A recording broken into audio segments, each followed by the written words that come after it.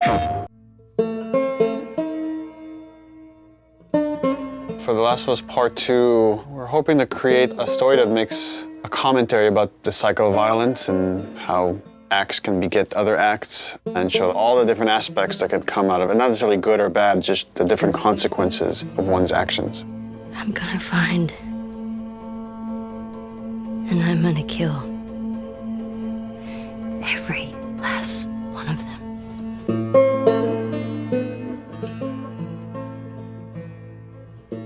I've heard a lot of people say, why make a sequel to The Last of Us? I didn't even hear the full pitch of the game, but just like the outline of what Neil was wanting to do with this game, I realized, oh, this is something we have to make. This, this isn't even an option. There's absolutely more to do here.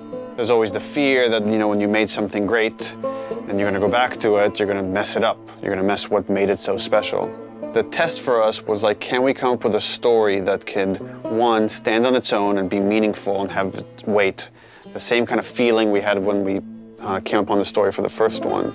But also now, because it's part 2, it has to be additive. It has to take the first one into consideration, that if you played both, then you get like a bigger narrative. The thing that Neil really cared about, that the studio really cared about, is honoring Ellie and Joel specifically, and their journey as characters.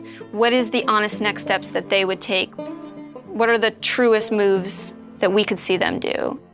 The Last of Us 2 expands on the first game, both in the relationship between Ellie and Joel, the relationships that we see Ellie having, and just the greater world that we're in, and we see more of it. It's a genre story about this infection that turns people into these crazy monster-like humanoids. The core of it is about these really intimate, intense relationships. At the start of the game, Ellie is 19. She is living in a safe, secure community. We're coming in, 25 years after the outbreak. And you, as Ellie, live in Jackson, which is this kind of somewhat tranquil town in this really messed up reality. She has real community now. She has people who love and care for her, willing to sacrifice for her. Joel is also very settled down. He's now part of a town. He's no longer a smuggler. Actually, the town relies on this guy that is a very capable killer, and that's something these towns in this world need. Dina, where are you?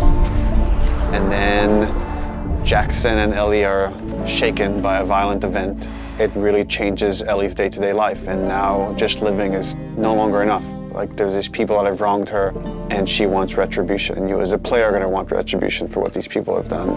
And then you go off on this journey that leads you to Seattle, where now you're like stuck in the city that has these warring factions, and they're both fighting over the spoils of Seattle, and you're stuck there in the middle looking for this very specific group that has wronged you.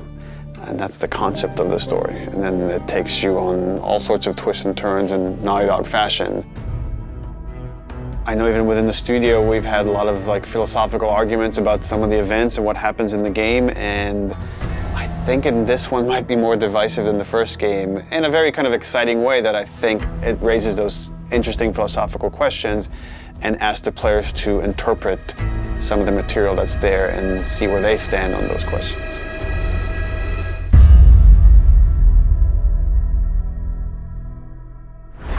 PlayStation